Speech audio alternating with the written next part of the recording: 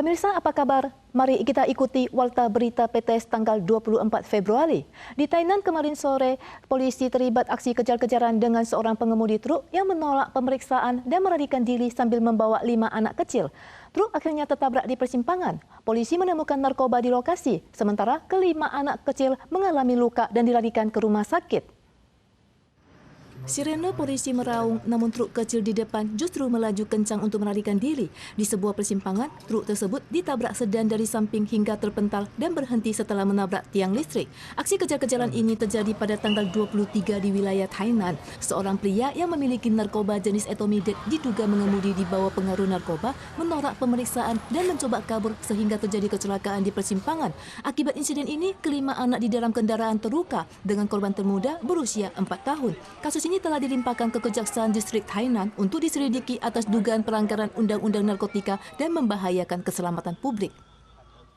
Curah hujan musim dingin di Kaohsiung tahun lalu sangat minim. Hingga saat ini, Sungai Kaoping belum ada tambahan air. Aliran sungai turun hingga sekitar 11 meter kubik per detik. Pada 23 Februari, Otoritas Irigasi mengumumkan status siaga tahap pertama untuk pasokan air pertanian. Sementara itu, kapasitas waduk Chengwen merosot menjadi 47,9%.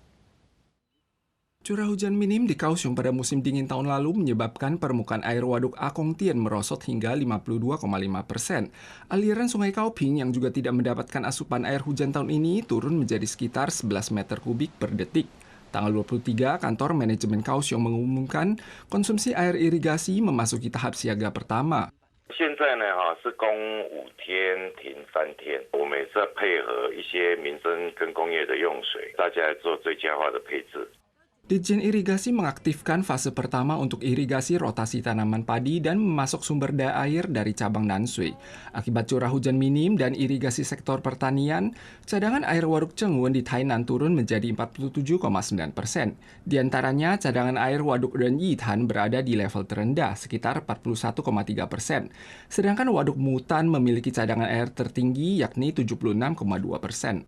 南部地区的水库也是相互调度资源，目前是不会有这个 Permukaan air waduk Chengwen telah turun hingga 214 meter. Ditjen Sumber Daya Air Cabang Selatan menyatakan bahwa pasokan air di kawasan selatan berada dalam kondisi normal dan akan memperkuat pengelolaan dan penyaluran air irigasi seandainya cadangan waduk terimbas. Mekanisme pasokan air irigasi akan ditinjau berdasarkan kondisi aliran sungai.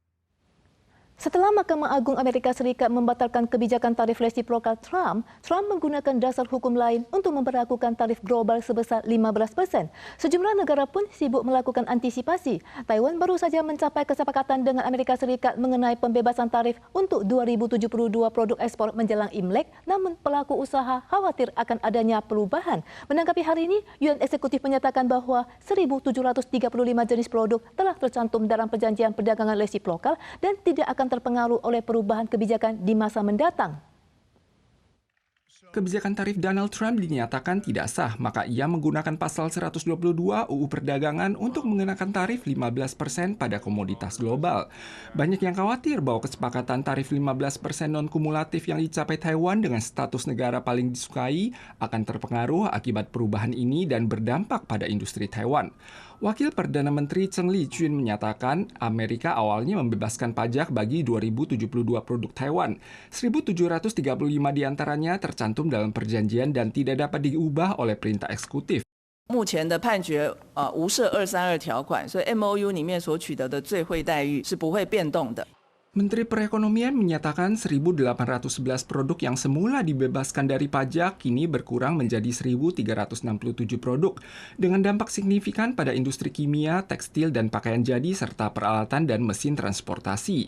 MOEA akan terus meningkatkan langkah pendukung industri senilai 46 miliar dolar Taiwan, namun jumlah ini tidak akan bertambah. 手工具呢，那主要的竞争对手国呢是越南跟中国，那这个还是我们保有竞争优势。 Sementara itu, produk pertanian yang terdampak signifikan mencakup anggrek bulan, bunga flamingo, dan katak hias. Produk-produk ini berada di antara 27 produk eksklusif Taiwan yang semula dibebaskan dari pajak berdasarkan perjanjian bilateral. Namun kini menghadapi pajak ekspor ke Amerika sebesar 15% atau setara dengan pesaing mereka. Tim polisi berkuda New Taipei yang telah berdiri lebih dari 20 tahun sempat menjadi sorotan saat tampil di upacara Hari Nasional Taiwan tahun lalu. Namun karena bersifat satuan tugas khusus dengan cakupan terbatas, efektivitasnya kerap dipertanyakan dan dalam beberapa tahun terakhir anggarannya juga dipangkas. Deretan kuda berbaris rapi dan tampak mengesankan dalam formasi teratur. Para penunggang kuda semuanya adalah petugas polisi. Satgas Polisi Berkuda Kota New Taipei ini menarik perhatian saat muncul di ajang perayaan Hari Nasional ROC tahun lalu. Mereka juga menjadi fokus perhatian saat berpatroli di atas jalan. Polisi berkuda merupakan satgas yang tersebar di berbagai departemen kepolisian, mencakup petugas forensik dan petugas pencegahan KDRT, yang beraspirasi harus diseleksi terlebih dahulu, mengikuti pelatihan selama 120 jam dan memperoleh sertifikasi berkuda. Penunggang harus berlatih jatuh dari kuda terlebih dahulu sebelum bisa berkuda. Namun, kita tidak bisa menjamin sepenuhnya bahwa kuda tidak akan terkejut dan kehilangan kendali, terutama dengan banyaknya situasi tak terduga di atas jalan. Maka kuncinya adalah membuat mereka merasa aman. Namun saat lelah, mereka juga bisa bertindak seenaknya. 多少他有自己的心性，有自己的不耐烦，或是不开心，或是今天可能就不舒服。那如果说他今天是属于比较抗拒的部分，有时候在外面执勤。我们会尽量不要去勉强他。 Namun tidak adanya evaluasi membuat efektivitas mereka sulit diukur. Ditambah lagi dengan minimnya pengalaman praktis dalam memerangi kejahatan, mereka sering dikritik sejak didirikan lebih dari 20 tahun lalu. 议会还有一些民众的质疑预算的部分，所以现在经费有比较偏少。 Apakah Satgas Berkuda benar-benar merupakan bagian yang tak terpisahkan dari kancah security? Bagaimana memaksimalkan efektivitas polisi berkuda merupakan tantangan utama saat ini. Wilayah timur laut Amerika Serikat pada tanggal 23 diterjang siklon bom yang memicu badai salju terparah dalam hampir 1 dekade.